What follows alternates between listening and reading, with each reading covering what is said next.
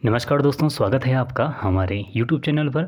दोस्तों, आज हम इस वीडियो में विज्ञान से संबंधित महत्वपूर्ण प्रश्नों को सॉल्व करेंगे। ये सारे प्रश्न आपके सिलेबस के अनुसार ही होंगे, ठीक है।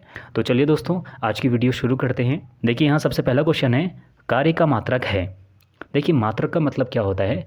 जब हम किसी भी चीज़ को मापते हैं तो उसे हम मात्रक कहते हैं। जैसे अगर हमें एक निश्चित दूरी तय करनी है तो हम उस दूरी को मापने के लिए या तो किलोमीटर का यूज करते हैं या फिर मीटर का यूज करते हैं। अगर हमें वज़न मापना है, अपना वेट मापना है, तो या तो हम उसे ग्राम में या फिर किलो में, तो इस प्रकार से अलग अलग यूनिट्स बनाई गई हैं, अलग अलग इकाइयाँ बनाई गई हैं। तो इसी प्रकार प्रत्येक भौतिक राशि को मापने के लिए कुछ निश्चित यूनिट बनाई गई हैं, कुछ निश्चित इकाइयाँ बनाई गई हैं जिन्हें हम मात्रक कहते हैं, ठीक है। तो यहाँ पूछा गया है कि कार्य का मात्रक क्या है? जूल, न्यूटन, वाट या फिर डाइन। तो कार्य का मात्रक क्या होता है? ऑप्शन ए जूल, ठीक है। अगला क्वेश्चन है, प्रकाश वर्ष मात्रक है। देखिए, प्रकाश वर्ष से हमें क्या स्पष्ट हो रहा है कि प्रकाश से ऐसा लग रहा है कि कुछ लाइट से संबंधित होगा, और वर्ष से लग रहा है कि कुछ समय से संबंधित होगा, है ना। तो यहाँ पर ऑप्शन है प्रकाश की तीव्रता का, समय का, दूरी का या फिर प्रकाश वेग का। तो प्रकाश वर्ष एक्चुअल में जो मात्रक होता है वो होता है ऑप्शन सी, दूरी का, ठीक है। देखिए, प्रकाश वर्ष का मतलब होता है कि सूर्य के प्रकाश द्वारा एक वर्ष में चली गई कुल दूरी को हम प्रकाश वर्ष कहते हैं, ठीक है। तो जो ये प्रकाश वर्ष है, जैसे हम नॉर्मली छोटी दूरी के लिए हम मीटर का यूज करते हैं, फिर किलोमीटर का यूज करते हैं, इसी प्रकार तारों के बीच की दूरी को तय करने के लिए प्रकाश वर्ष का प्रयोग किया जाता है, ठीक है। ये बहुत इंपॉर्टेंट क्वेश्चन है, बहुत बार पूछा गया है। अगला क्वेश्चन है, निम्नलिखित में से कौन सी मात्रा जड़त्व का माप है? वेग, त्वरण, द्रव्यमान या फिर वजन। तो इसका सही आंसर है ऑप्शन सी, द्रव्यमान, ठीक है। अगला क्वेश्चन है, यहाँ आपको सूची 1 को सूची 2 के साथ मिलाना है, ठीक है। एक तरफ आपको यहाँ पर भौतिक राशियाँ दी गई हैं और दूसरी तरफ उनके मात्रक दिए गए हैं, तो आपको मिलान करना है। तो यहाँ पर उच्च वेग का जो मात्रक है वो क्या होता है? मैक होता है, ठीक है, उच्च वेग का मैक। दूसरा है तरंग दैर्ध्य। तो तरंग दैर्ध्य का मतलब होता है जो वेव लेंथ होती है, तो वेव लेंथ का मात्रक होता है ऑप्शन जो इसमें 2 है, एंगस्ट्रॉम, ठीक है। इसे अच्छे से याद कर लेना, पेपर में पूछा गया है कि तरंग दैर्ध्य का मात्रक क्या होता है? एंगस्ट्रॉम। इसके बाद दाब है, जो वायु दाब होता है, इसे हम किस में हम मापते हैं? इसमें हम मापते हैं पास्कल में। ये भी बहुत इंपॉर्टेंट क्वेश्चन है, भी पूछा गया है, ठीक है। और ऊर्जा का मात्रक होता है जूल। हमने ऊपर देखा कार्य का मात्रक क्या होता है? जूल। और ऊर्जा, एनर्जी का भी मात्रक क्या होता है? जूल होता है, ठीक है। अगला क्वेश्चन है, इसी प्रकार का क्वेश्चन पूछा गया है कि सूची 1 को सूची 2 के साथ मिलाना है। तो इस साइड आपको यहाँ पर मात्रक दिए गए हैं और इस साइड आपको भौतिक राशियाँ दी गई हैं, ठीक है। तो सबसे इसमें पहला देखिए, तो यहाँ पर लिखा है धारा। ये धारा का मतलब है विद्युत धारा, ठीक है। विद्युत धारा मतलब करंट। तो करंट का मात्रक क्या होता है? करंट का मात्रक होता है एम्पियर, ठीक है। तो एक धारा का क्या होगा? एम्पियर होगा। दूसरा इसमें है सामर्थ्य। तो वैद्युत सामर्थ्य से संबंधित है इसका मतलब। तो वैद्युत सामर्थ्य का जो मात्रक होता है वो होता है ऑप्शन सी, वाट, ठीक है। कार्य का मात्रक होता है, अभी हमने देखा, जूल होता है। और विभवांतर का मात्रक होता है वोल्ट। क्या होता है? वोल्ट होता है, ये भी पूछा गया क्वेश्चन है। और ऊष्मा का मात्रक होता है कैलोरी, बहुत इंपॉर्टेंट है, ठीक है। ऊष्मा का मात्रक होता है कैलोरी। और जो हम ये भोजन आदि करते हैं ना, तो जो खाद्य ऊर्जा हमें मिलती है उसका मात्रक भी क्या होता है? कैलोरी होता है, ठीक है। तो विद्युत धारा, जिसे हम करंट कहते हैं, करंट का मात्रक होता है एम्पियर। सामर्थ्य का होता है वाट। और कार्य का मात्रक होता है जूल। विभवांतर का होता है वोल्ट। और ऊष्मा या फिर खाद्य ऊर्जा का मात्रक होता है कैलोरी, ठीक है। देखिए, अगला क्वेश्चन है, एक तरफ आपको भौतिक राशियाँ दी गई हैं, दूसरी तरफ उसकी इकाइयाँ मात्रक दिए गए हैं, तो आपको मिलान करना है। तो जो त्वरण की इकाई होती है, त्वरण की इकाई क्या होती है? मीटर प्रति सेकंड स्क्वायर, ठीक है। बल की जो इकाई है, यूनिट है, बल की इकाई क्या होती है? न्यूटन होती है, ठीक है। बी का 3 होगा। और इसके बाद कृत कार्य भी हमने देखा क्या होता है? जूल होता है। और आवेग की जो इकाई होती है वो क्या होता है? न्यूटन सेकंड होता है, ठीक है।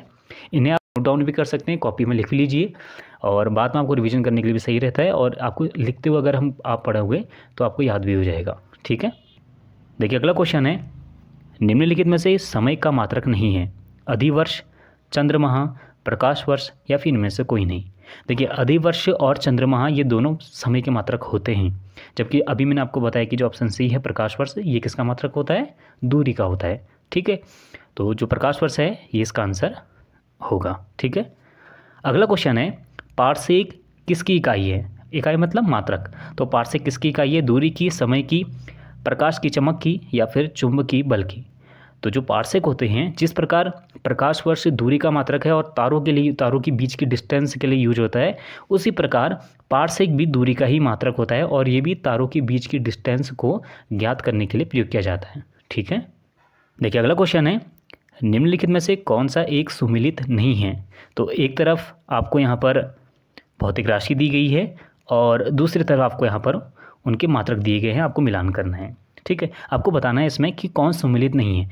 3 सुमिलित होंगे और एक नहीं होगा, तो आपको बताना है। ठीक है, तो इसमें ऑप्शन ए है, ध्वनि की प्रबलता या तीव्रता का मात्रक क्या होता है? तो डेसिबल होता है, बिल्कुल सही है, इसे आप याद कर लीजिएगा। ठीक है, क्वेश्चन पूछा जाता है। दूसरा है शक्ति की इकाई, तो ये अश्व शक्ति होता है, ये भी बिल्कुल सही है। तीसरा है नौ संचालन में दूरी की इकाई, तो अगर आपको समुद्र के बीच की दूरी को ज्ञात करना है तो उसके लिए मात्रक क्या होता है? समुद्री मील होता है, ये भी बिल्कुल सही है। और इसमें चौथा है ऊष्मा की इकाई, जो कि यहाँ पर सेल्सियस दिया गया है, जो कि गलत है। अभी हमने देखा कि ऊष्मा की इकाई, ऊष्मा का मात्रक क्या होता है? वो होता है कैलोरी होता है। जो सेल्सियस है ये किसका होता है? ये होता है तापमान, टेम्परेचर का। ठीक है, अगला क्वेश्चन है, ल्यूमेन किसका मात्रक होता है? ज्योति तीव्रता का, ज्योति फ्लक्स का, उपयुक्त दोनों, या फिर इनमें से कोई नहीं? तो इसका सही आंसर है ऑप्शन बी, ज्योति फ्लक्स का। ठीक है, अगला क्वेश्चन है, क्यूरी किसकी इकाई का नाम है? तो जो ये क्यूरी है, ये मैडम क्यूरी के नाम पर पड़ा हुआ है। ठीक है, तो इसका सही आंसर है ऑप्शन ए, रेडियो एक्टिव धर्मिता। इसकी खोज मैडम क्यूरी ने की थी और इसी कारण इसके मात्रक का नाम क्यूरी ही रख दिया गया। ठीक है, अगला क्वेश्चन है, दाब का मात्रक क्या है? अभी हमने देखा दाब का मात्रक क्या होता है? ऑप्शन ए, पास्कल होता है। ठीक है, अगला क्वेश्चन है, कैंडेला किसका मात्रक है? ज्योति फ्लक्स, ज्योति प्रभाव, ज्योति दाब, या फिर ज्योति तीव्रता? तो इसका सही आंसर है ऑप्शन डी, ज्योति तीव्रता का। ठीक है, अगला क्वेश्चन है, जूल निम्नलिखित में से किसकी इकाई है? ऊर्जा की, बल की, दाब की, फिर तापमान की? तो इसका सही आंसर है, अभी हमने देखा, ऑप्शन ए, ऊर्जा। ठीक है, अगला क्वेश्चन है, मात्रकों की अंतर्राष्ट्रीय पद्धति कब लागू की गई? तो इसका जो सही आंसर है वो है 1971 में। ठीक है, देखिए अगला क्वेश्चन है, खाद्य ऊर्जा को हम किस इकाई में माप सकते हैं? अभी मैंने आपको बताया खाद्य ऊर्जा को हम किस में मापते हैं?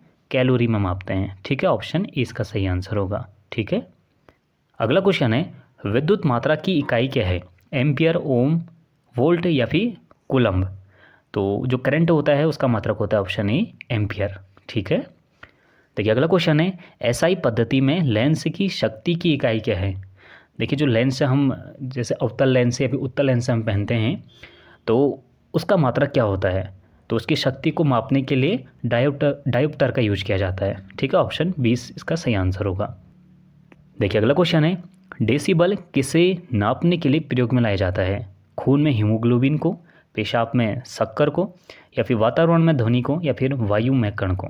तो जो डेसिबल है ये इसका आंसर है ऑप्शन सी, वातावरण में ध्वनि को। ठीक है, ध्वनि को हम किस में मापते हैं? डेसिबल में मापते हैं। ठीक है, अगला क्वेश्चन है, एम्पियर क्या नापने की इकाई है? वोल्टेज, करंट, प्रतिरोध, या फिर पावर? तो जो ये एम्पियर है, अभी मैंने आपको बताया क्या मापते हैं इससे? करंट को मापते हैं। ठीक है, देखिए अगला क्वेश्चन है, एक खगोलीय इकाई संबंधित है सूर्य एवं पृथ्वी के बीच की दूरी से, चंद्रमा एवं पृथ्वी के बीच की दूरी से, सूर्य एवं चंद्रमा के बीच की दूरी से, या फिर उपयुक्त में से कोई नहीं? तो जो खगोलीय इकाई संबंधित है ये होती है सूर्य और पृथ्वी के बीच की दूरी से संबंधित। ठीक है, अगला क्वेश्चन है, निम्नलिखित में से कौन वेक्टर मात्रा या वेक्टर क्वांटिटी है? देखिए वेक्टर मात्रा का मतलब होता है सदिश राशि। ठीक है, जो भौतिक राशियाँ होती हैं ये सदिश राशि और अदिश राशि में विभक्त होती हैं। अब सदिश राशि और अदिश राशि का में अंतर क्या होता है? देखिए यहाँ पर नाम से स्पष्ट है, सौ दिश, दिश मतलब होता है दिशा, डायरेक्शन, और सौ मतलब होता है के साथ। तो जो भौतिक राशियाँ, जिन भौतिक राशियों से हमें परिमाण के साथ साथ दिशा का भी ज्ञान होता है, तो उन्हें हम सदिश राशियाँ कहते हैं। और अदिश राशि में क्या होता है? जिन भौतिक राशियों से हमें सिर्फ परिमाण के बारे में पता चलता है, दिशा के बारे में पता नहीं चलता। देखिए अदिश मतलब जिसमें हमें दिशा का ज्ञान न हो सके, तो उसे हम कहते हैं अदिश राशियाँ। ठीक है, तो यहाँ पर कुछ क्वेश्चन आपके सदिश राशि और अदिश राशि ही पूछे जाते हैं, तो यहाँ पर मैं कुछ आपको बताऊँगा, तो आप इन्हें अच्छे से नोट डाउन कर लेना और अच्छे से याद कर लेना। ठीक है, देखिए इस क्वेश्चन में पूछा गया है कि निम्नलिखित में से कौन वेक्टर मात्रा, वेक्टर क्वांटिटी है? बल, चाल, ऊर्जा या फिर तापमान। देखिए जो बल होता है ये वेक्टर क्वांटिटी होती है, सदिश राशि होती है। कैसे? अगर हम किसी वस्तु में अगर हम बल लगाएंगे तो वो बल से क्या होगा, वो वस्तु अपनी जगह से आगे खिसक जाएगी, है ना। और साथ में अगर आगे खिसकेगी तो कुछ ना कुछ दिशा में तो जाएगी ना, या आप जिस साइड को आप बल लगाएंगे तो वो वस्तु उसी दिशा में जाएगी। तो यहाँ पर कहीं ना कहीं हमें दिशा का ज्ञान भी हो रहा है, ठीक है। तो बल क्या होती है? एक सदिश राशि होती है। देखिए इसमें अगला ऑप्शन है चाल। देखिए चाल से हमें सिर्फ परिमाण के बारे में पता चलता है कि कोई भी वस्तु या कोई भी, जैसे हम ट्रेन है तो ये कितनी चाल से चल रही है, हमें सिर्फ उसके परिमाण के बारे में पता चलता है, दिशा के बारे में पता नहीं चलता, ठीक है। ऊर्जा से भी हमें किसी प्रकार की दिशा के बारे में बोध नहीं होता, और तापमान से भी हमें किसी प्रकार के दिशा के बारे में हमें बोध नहीं होता।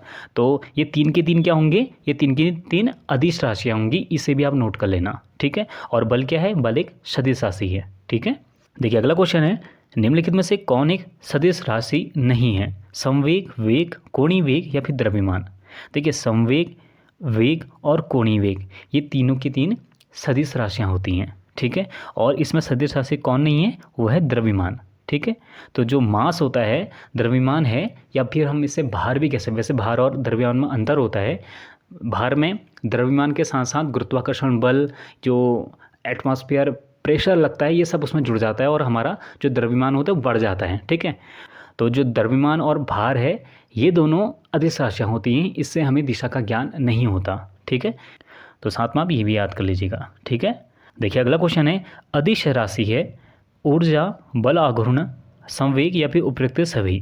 देखिए बल आघूर्ण और संवेग ये दोनों सदिश राशियाँ होती हैं, जबकि जो ऊर्जा है ये अदिश राशि है, किसी प्रकार की दिशा का ज्ञान नहीं हो रहा। देखिए आप इस चीज़ को याद कर लेना, पेपर में कुछ नया भी आ जाएगा तो आप खुद ब खुद अंदाज़ लगा लेंगे, ठीक है। देखिए अगला क्वेश्चन है, निम्नलिखित में से कौन सी एक सदिश राशि है? संवेग, दाब, ऊर्जा या फिर कार्य। तो इनमें से सदिश राशि कौन है? देखिए संवेग होगा, बिल्कुल होगा, जबकि जो दाब है, ऊर्जा और कार्य, इन तीनों से हमें किसी प्रकार की डायरेक्शन, दिशा का ज्ञान नहीं हो पा रहा है। तो ये तीनों की 3 क्या हैं? अदिश राशियाँ हैं, ठीक है। अगला क्वेश्चन है, निम्नलिखित में से कौन सी राशि सदिश नहीं है? तो इसका मतलब क्या? अदिश होगी। तो इसमें से कौन सी सदिश राशि नहीं है? तो वो है आयतन, ठीक है, ऑप्शन डी। आयतन से किसी प्रकार के हमें कोई भी डायरेक्शन का, दिशा का ज्ञान नहीं हो रहा है, तो ये क्या है? एक अदिश राशि है। बाकी विस्थापन मतलब एक जगह से दूसरी जगह पर विस्थापित होना, तो विस्थापन क्या? ये भी एक सदिश राशि है, किसी न किसी दिशा में तो विस्थापित होंगे ना। तो वेग क्या है? वेग भी बिल्कुल सदिश राशि है, और बल भी सदिश राशि होती है, ठीक है। देखिए अगला क्वेश्चन है, निम्नलिखित में से सदिश राशि कौन सी है? वेग, द्रव्यमान, समय या फिर लंबाई। तो जो वेग है ये क्या है? एक सदिश राशि है, ठीक है। तो दोस्तों ये थे साइंस से संबंधित कुछ महत्वपूर्ण प्रश्न। इसमें बीच में 1-2 क्वेश्चन इसमें मैंने स्किप किए हुए हैं, क्योंकि उस प्रकार के क्वेश्चन आपके नहीं पूछे जाते, कुछ फॉर्मूले टाइप क्वेश्चन थे तो मैंने हटा दिए थे, ठीक है। तो दोस्तों आज के लिए बस इतना ही। अगर आपको ये वीडियो अच्छी लगे तो हमारे चैनल को जरूर सब्सक्राइब कीजिएगा, इस वीडियो को जरूर लाइक कीजिएगा। डिस्क्रिप्शन बॉक्स में मैंने टेलीग्राम ग्रुप का लिंक दिया हुआ है। अगर आपके कोई भी कन्फ्यूजन हो, कोई भी आपकी क्वेरी हो, तो आप मुझसे प्रश्न पूछ सकते हैं, ठीक है। तो दोस्तों आज के लिए बस इतना ही। मिलते हैं अगली वीडियो में। हमसे जुड़ने के लिए थैंक यू सो मच।